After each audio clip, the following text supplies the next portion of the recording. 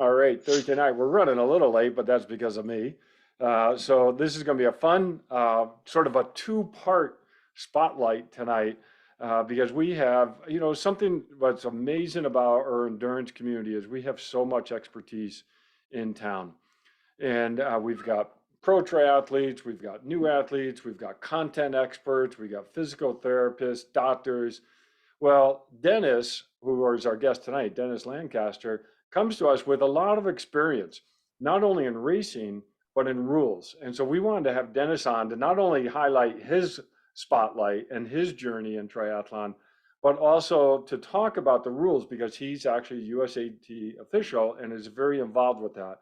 And it's just so neat to be able to tap into that expertise, even in a spotlight like this tonight. So we're going to try to do this in two parts tonight, where we're going to focus in on Dennis, and then we're going to switch gears and talk about rules. So, Dennis, thanks for joining us, and I'm going to Sure, turn it over to Bob for the official introduction. Hey, Bob, how's it going? Oh, it's good, John. It's good. Finally, getting fired up here.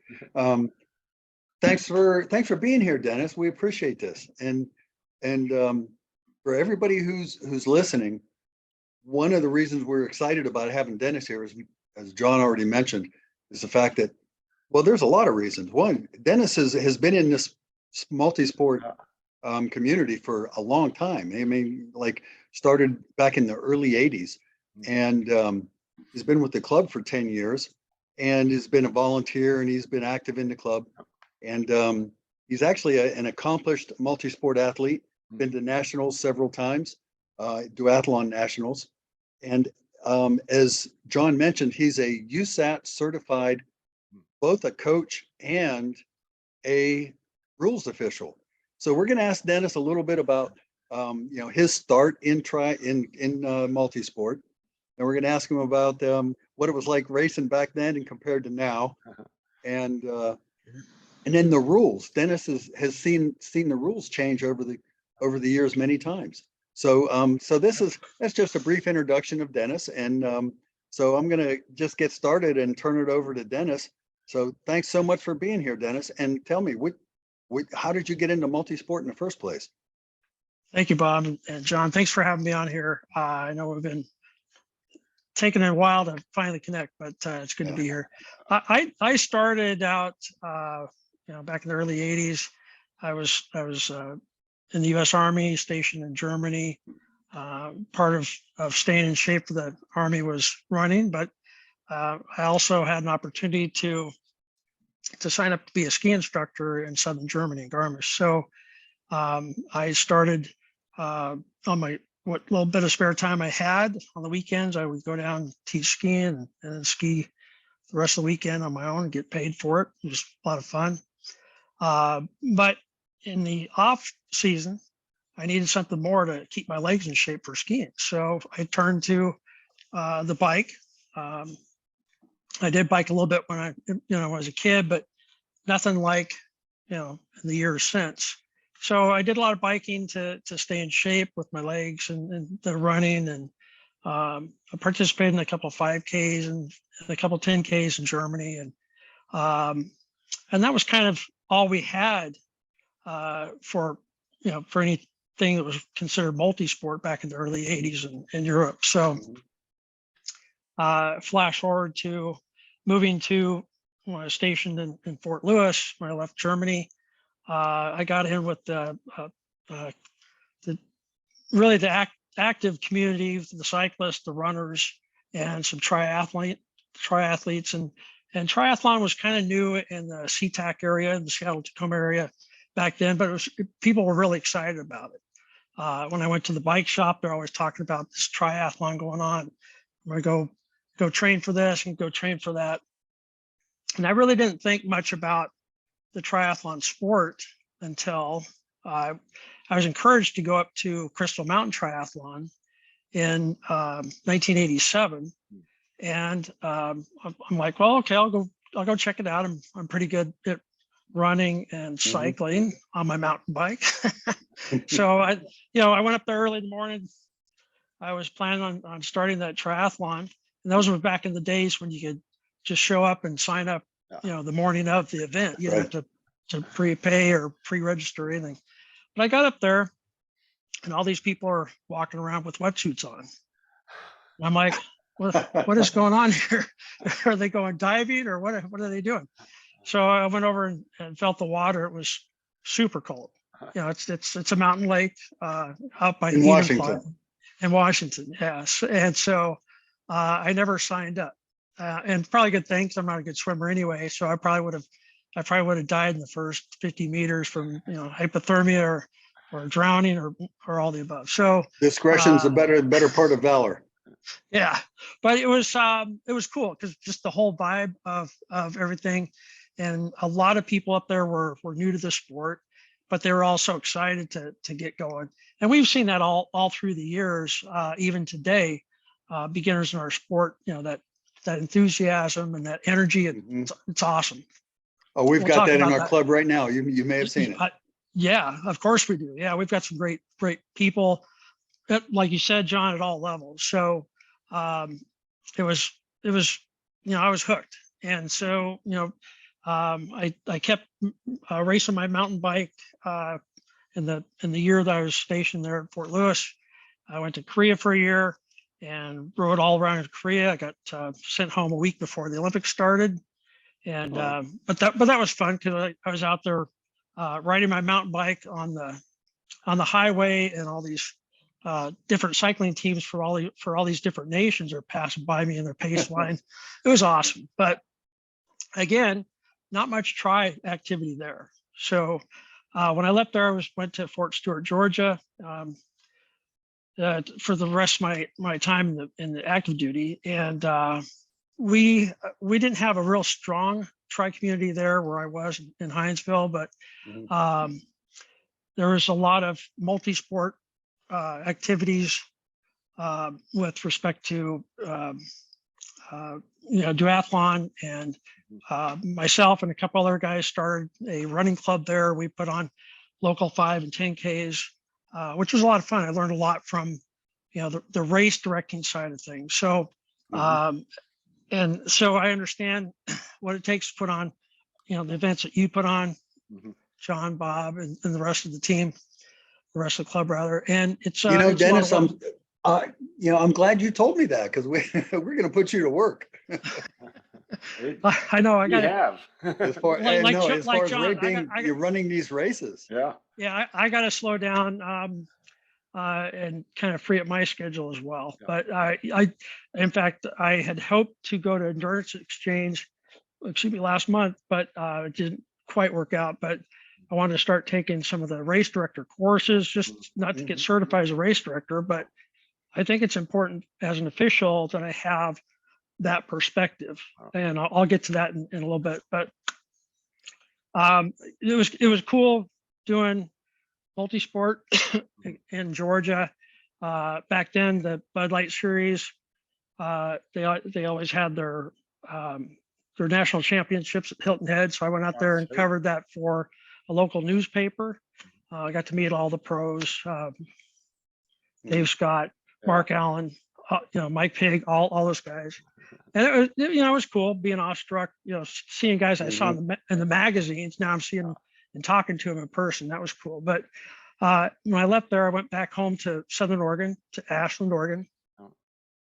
And there was a pretty strong community there of Ironman, as well as, you know, local bicycle racers, some really good category 2 and 3 bike racers. So I got more into bike racing there, and a little bit of duathlon, did real well. But you know, my cycling was much better then. I was more in a Cat 3, Cat 4 race levels. So you know, my run wasn't as strong as my bike back then. Now it's just the reverse. So but over, you know, and then you know, fast forward to 1996 when I was living in Portland. I was training for, I think, my third hood to coast, and I twisted my ankle in a hole running on the grass, and it never did heal, and I was too stubborn to go to the doctor and get it looked at. So that set me back pretty bad, you know, for a number of years in my trainings, really. So I kind of dropped out of the sport. focus more on family. But then in the mid 2000s, I had to pick it back up. I was having some health issues. I always knew that coming back to running and cycling and getting back in shape was the answer to overcome some of the problems I had. So, so I started working out again when I lived in Colorado, and then we moved out here in 2012. And I got more and more into it, not only from being around the influence of the people in the club here in the community, but some of the people online. I think the social media can be a good thing. And, when we get in a like-minded group, and I got in with a lot of guys that do duathlons and go to nationals and are really all in on Team USA. And so, that's kind of been my journey up until a couple of years ago. Just before the pandemic, I started the certified coaching program. I was doing some local coaching of the kids here for launch team for the Revel series. So that's a lot of fun, and probably the most fun I think you can have in the sport is working with kids and developing them from quasi, or even not even athletes, but bringing them along and seeing the kids. I had kids as young as 7 years old doing a half marathon, downhill, but that's still hard. And one kid was 12 and he did his first marathon at Big Bear, and Wow. And just the determination that they have, and the endurance at that age is phenomenal too. I don't push the kids. Excuse me. I don't push the kids hard. When this young man did his marathon as a walk run, it took many hours. He didn't make the cutoff, but that wasn't the point. The point was, to start where you finish, and that's what he wanted to do. I was fine if he didn't finish, but I left it up to him. And here's the tools to get it done if you want to do it. But it's okay if you don't, because there's another day, another time, another race. So, So tell me, when did you get into the rules end of it? Because we're gonna start talking about rules now. How'd you get involved with that? I always get into. I always see a lot of the debates online, on socials about, this should have been ruled this way, or my interpretation is this. It should have been done that way. And we've had some pretty heated debates about some of the events in triathlon over the last couple of years, especially on social. So it got me interested to get more in depth into the rule book and understand it, and where it's coming from. And then when the opportunity came up last year to seek certification as an official, I jumped on it, and I've learned a great deal in that short period of time. I've worked about 6-7 races so far as an official, and I've learned a lot, and I've got a lot to learn yet. So, but I think it's important for our sport that we have the rules are well understood and followed.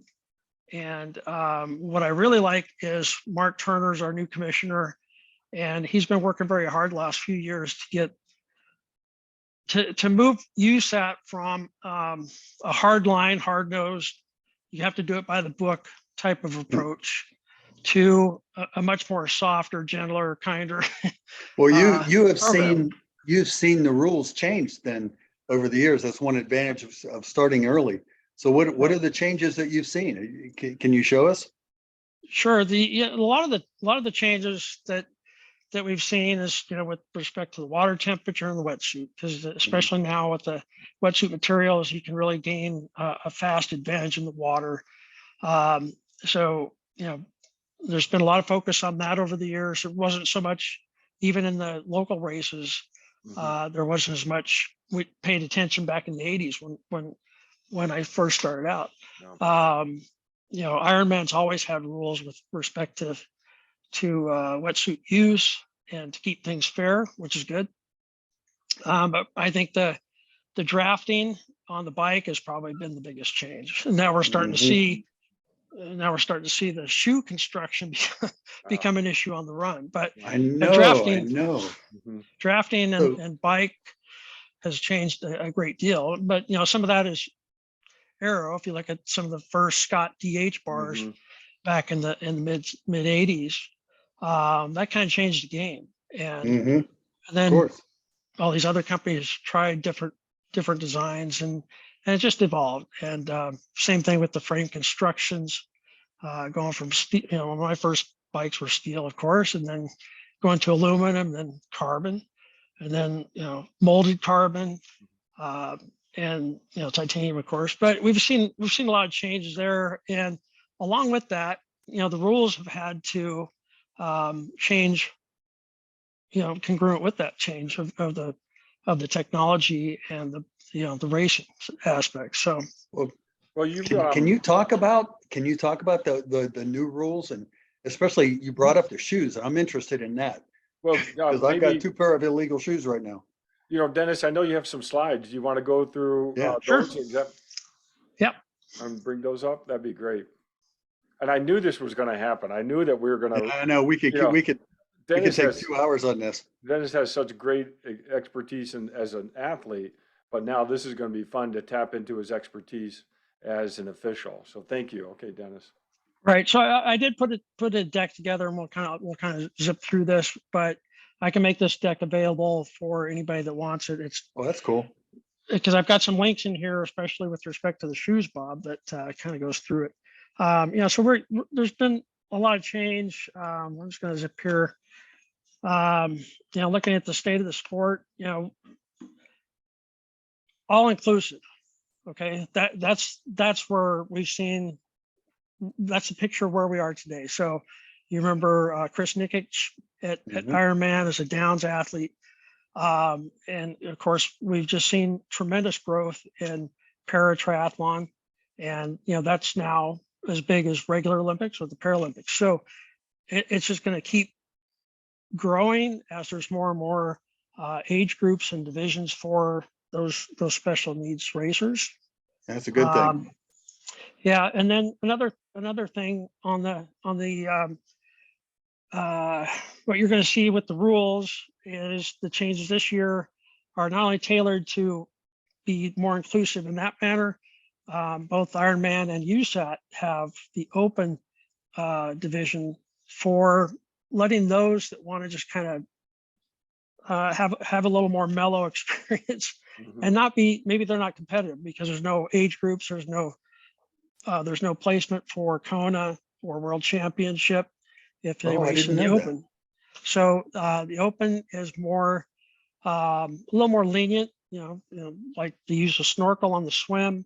We're encouraging the race directors to put them in the last wave or the first wave, so that they're not getting trampled in water, so they have a better experience. So I think that's going to be very important for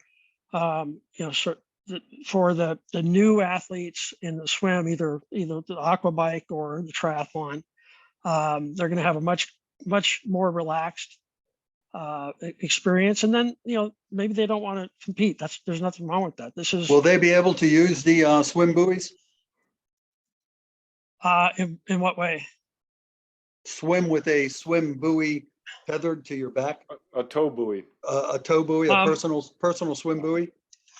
Not in the races, but the other rules do apply as far as no forward progress. Like if they're hanging on a helper kayak, they have to follow the course around the course buoys, the course markers, just like anybody else. But if a lot of times they want to use a snorkel, in a lot of cases that's going to be okay.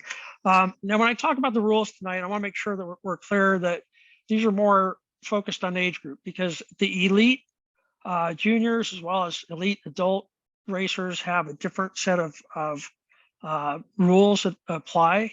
When we talk about when the wetsuit and water temperatures come into play, I don't want to talk to that group. I really want to talk to our beginners and our intermediates in the sport and help them understand some of the changes that impact them and the coaches as well. So we want to include everybody, and that's, like I said, inclusive. That's why I want to become more knowledgeable about race directing, because I think that's going to help me expand my outlook on the sport as well. Yeah, so I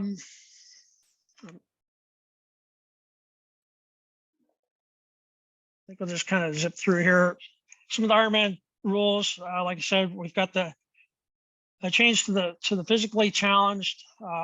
There's kind of a renaming and a little bit of re-swizzling of the rules on those divisions.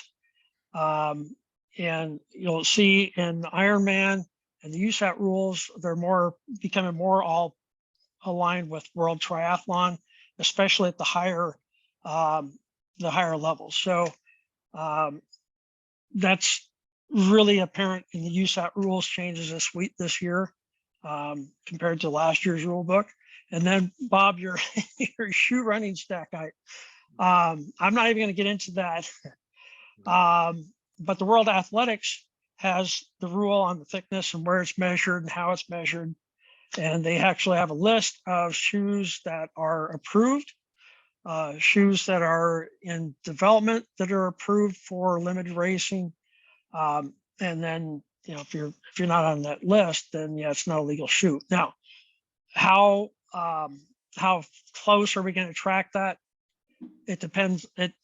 I can't say. I'm not a head referee, and that would be a head referee decision along with the race director on what they look for at each race and to what level and extent.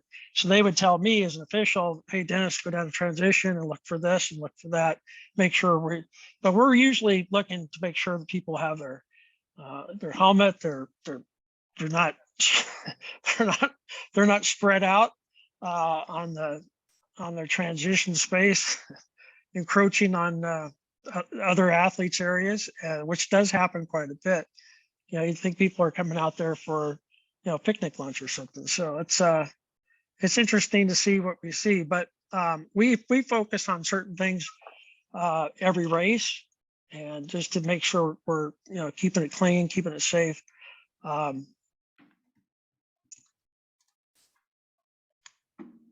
All right, so USAT rule changes, like I said, there's a lot. They've been working on updating this for about 3 years now. So, like I said, if you want this deck, you can go through it, but I would encourage everybody to go after the rules and look through the rules for specific sports that they're interested in, because there are certain areas like the para, the cross, aquathon, aqua bike, the indoor tri, gravel, winter, it's all in there.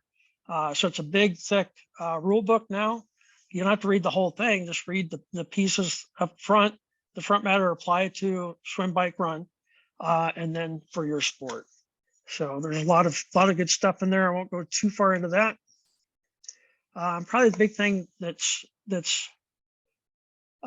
different for all of our racers that haven't done an Ironman is the penalty changes for USAT. So we are starting this year to implement the same penalty program that Ironman has used and that World Triathlon uses with respect to the blue and yellow card. Blue card you'll find on the bike course when you're if you have a drafting infraction. Yellow cards can be on any of the 3 legs or 2 or 3 legs of the sport or the race that you're in. And we'll go through. So your cards are, the way we're doing it now, the official on the bike course is on the back of the motorcycle. Otherwise, we are either in transition or in the transition or somewhere on the dock at the swim start. And then we might patrol along the run course. Now, the head referee works with the race director in setting up the course and looking and understanding where there might be places where the athlete might get off course, either intentionally or, more importantly, accidentally. And we want to make sure that the course is well marked. But ultimately, we as the athlete are responsible for knowing what the course is and not going off course. So, we're going to be pretty lenient on the yellow and blue cards. You're going to really create an egregious offense for us to show you a card and ask you to serve a penalty. Other than the bike, if it's a swim or a run infraction, the official will tell you where to serve the penalty, which is usually right there on the spot. It's for some number of seconds or a couple of minutes, depending on the infraction. And then you just keep going on your way. With respect to the cycling, there's always going to be a penalty tent. You just ride to that penalty tent location. You check in, they'll log you in. I will tell you that you don't want to blow past that. On all of our races, we'll have electronic communications, mostly via text. When you create an infraction and I see you on the bike, I'll be taking your picture or probably video for evidence that this is what I saw. This is what I saw. So make sure you stop at that penalty tent, because if you fail to do that, you will be disqualified if the head referee sees fit. I love this. This is great. So here's some of the time penalties for the drafting. They're based on the distance of the race. These are straight out of all this information is straight out of the rule book. So you can certainly reference this there as I go through a little quick. But and there's certainly for a blue card, you have 2 drafting violations. The third one, you're done. You're disqualified. But in all cases, we let you finish the course. Okay, so we never tell. It would have to be a very bad offense for me to tell someone to get off the course. I don't have that authority. The head referee or the race director do. So, even if I give you a third drafting blue card, you're going to go to the tent, and they'll probably just tell you, go finish the race or go finish this leg and put your bike away. You're done. So, but again, that comes back to the head referee and the race director to make that decision, not me. And they're in constant contact with the penalty tent.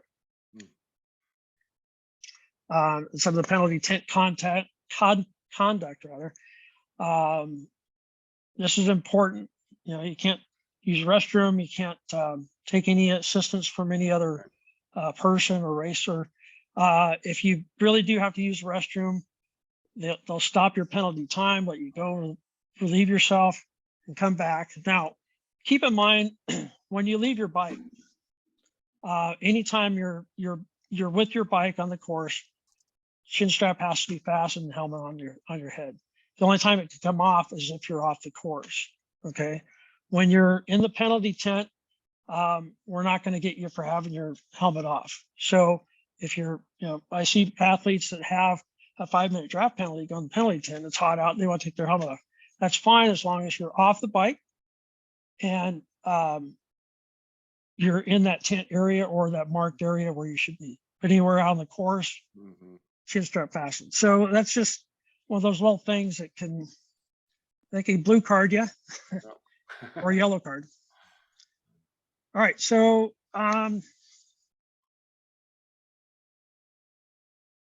some of the rules, we have some commonly rules that we commonly see are violated. And these rules, there's a list of these on the USAT website as well.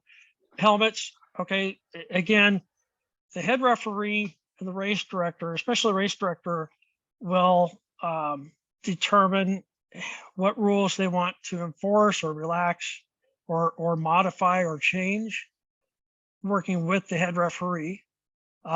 So if in the race packet for your race, it says that anytime you're in this vicinity of the race venue, even if it's before or after the race, you have to have your helmet on, shin strap fastened. Anytime you're touching the bike or you're on the bike, those kinds of things, make sure you pay attention to that in the athlete guide. there's not necessarily a rule in the USAT book that says that as soon as you take your car off the rack out in the parking lot, you have to have your helmet on. Okay. But it's very clear that, before you come into the transition area, as long as you have your bike, during the event, which is racking the bike or removing it from the rack, or during the race, you have your helmet on and fast. So that's pretty easy stuff, but it's easy for us, when we're new people or new racers, to forget to have it on our head or forget to have it fastened. And but we're not really going to yellow card that right away.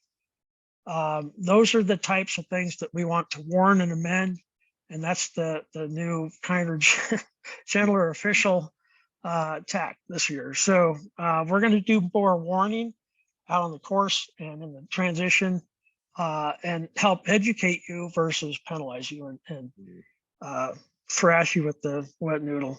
Love it. The assistance is pretty basic.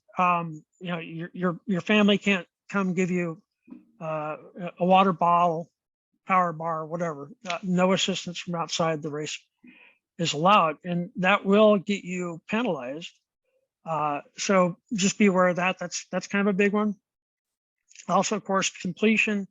Again, you're still expected to know the course and stay on that course. So I've seen when I was racing, I've seen people go the wrong way, miss a turn, and they come back around on a side street or another route. But the rules are very clear. You have to come back on the course at the point you left it. Otherwise, you can be disqualified for not completing the course. So be careful with that. And that's a heck of a way to ruin your day of racing. So, because it's easy to avoid that penalty.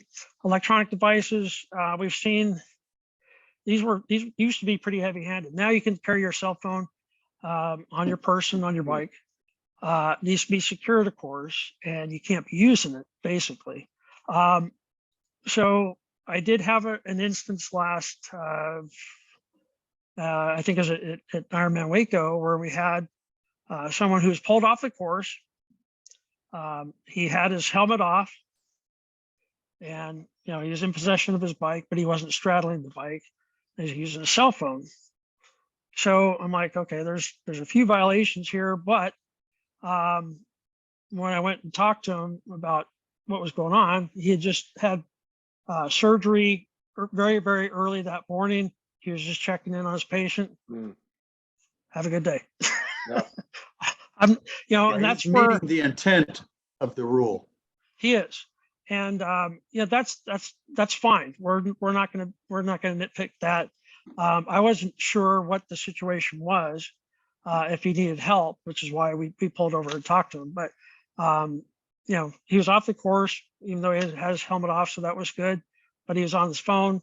But in that situation, we're not going to be hard about that kind of stuff. But it's like some of us have like an Apple Watch or an LTE on a Garmin, like I have, so I can get messages during the race. That's fine now. But if you're returning that text message, or if you're spending a lot of time on that, either on your bike computer or on your Apple Watch, looking at those texts, that's not a good idea. It's not safe. So that's the distracted manner in the rules that can get you a yellow card. But the good thing is now we let you have your cell phone, because we understand that there's racers out there that might be they might be asthmatic, and they might have an episode, and they need to contact someone to get assistance to them, because our medical people aren't everywhere at once. So drafting. Okay, so the drafting is pretty easy. It's both Ironman and USAT. There's prescribed distance for the non-elite racers. Okay, I want to talk to us age groupers here. Always stay to the right when you're on the course, whether you're racing or even if you're passing, stay to the right. And here's why. With the age group athletes, once you get into that draft zone of that rider in front of you, okay, you have 20 to 25 seconds to make your pass. So you can actually ride up behind that cyclist in front of you that you intend to pass, spend some number of seconds there and actually draft off of that bike before you pull out and go around them on the left. Mhm. Okay. So, and that's perfectly legal. You're in the draft zone, you're getting a benefit from the draft, but the rules are very clear. You just have 20 to 25 seconds to pass that rider, get your front wheel in front of theirs. And then they have to, they're required to draft back in a similar amount of time. So age groupers, that's kind of a nice tip for you. So but you're just allowed to slingshot them. Yes, you are. So, which is all good, but when I'm on the back of the motorcycle, I've got a stopwatch and I can tell when you're in that draft zone. You might think you're not in the draft zone, but I've got a pretty good eye for this after all these years. I start the button. You got 25 seconds to get your wheel just slightly ahead of that front wheel of that person you're trying to pass. And then, I look at that and okay, we're good there. And then is that person dropping back in a proper amount of time? And then whether he tries to retake or not, doesn't matter. He has to leave that draft zone after he's been overtaken before he can speed up and go around the guy that just passed him. So we do see things like that. Again, stay to the right. You don't want to get a blocking violation. There's a lot of, I see a lot of that. A lot of riders will stay to the left of the lane versus the right.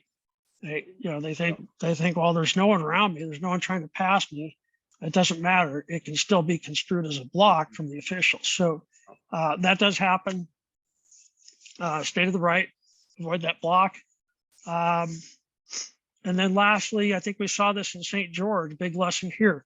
Once you enter the draft zone, you have to complete the pass, okay? Otherwise, you've committed a foul. So maybe you're going along on a flat and there's a pitch up and you're starting to make your pass and it gets steeper than you thought. You just, I can't get past this guy. He's going faster than me. I got to drop back. Well, if you do, it's an infraction of the rules. So make sure that you anticipate a change in the course, maybe even a change in the speed of the rider you're trying to overtake. Make sure that you have what you need to get past him, even if he or she speeds up on you, which can happen and it shouldn't, but there's people that get a little competitive out there and don't like to get past. And I've experienced it. And I've, I didn't get caught or called on it, but I've broken that rule myself out on the course many times. So, try as I may is to get around. They're just trying that much harder to keep me from passing. But technically they're blocking as well. So just be aware of that. And I think that's kind of it.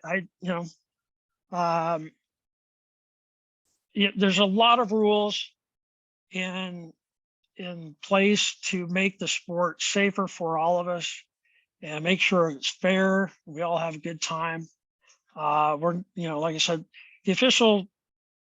our disposition now for the officials is to warn and amend. So we don't want to give those cards if we don't have to. We want to say, hey, and it happened to me quite a bit in the races last year. The head referee said, well, let's look for this. Let's remind the racers to be careful of this and not to do that. And we're not going to be hard on them today. We're going to, go out there and just help them understand the rule, because there's a lot of nuances to the sport with respect to the rules that they come to you eventually, but especially the new racers,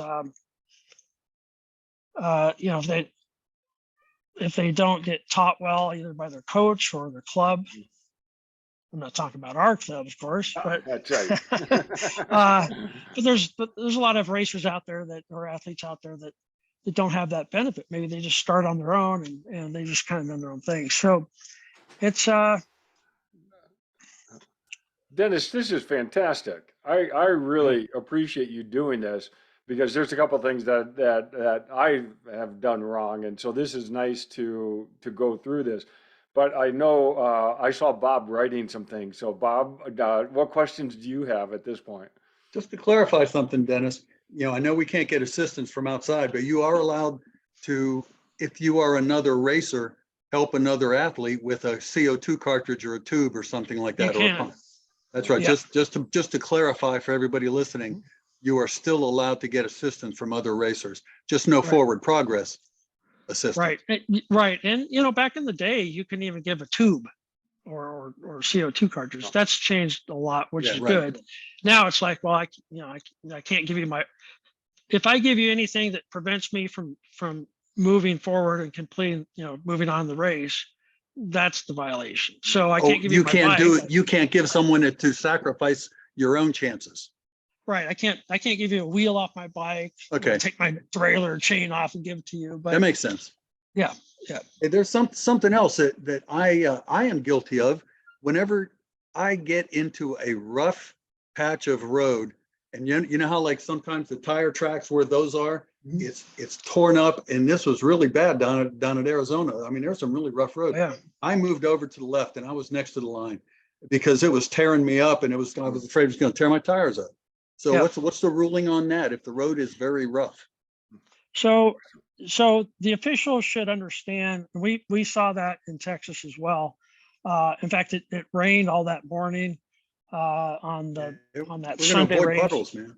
and it was well. I mean, the racers were bunched up. They had to use the oncoming lane, which is unsafe. And normally we'd say, that's grounds for Yeah, you DQ. can't. That's a no regardless. But it was back road. There wasn't much traffic, which was good. But I mean, the alternative was to go through 6 or 10 inch puddle of water that was blocking the whole right lane. So we knew that, and we're not going to call stuff like that. So, Good. but the officials have to have some sense about it too. Good. We had a number of racers that got stacked up there. We're not going to call drafting on them. They're just trying to get through that. And it's like, oh, this isn't golf. This is triathlon. Come on. I got one more question on the rules. Give me an example of a swim infraction that you would call.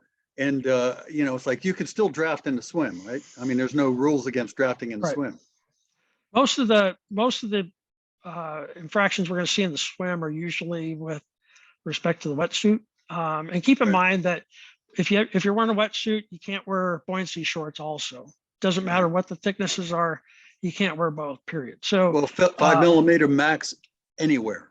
Right. And we try to have the officials on the dock or at the swim start looking for those types of things and make sure that like I said, warning them in, because there's a lot of athletes, they don't know. They just don't know. They should know, but they don't. So we're just trying to help them,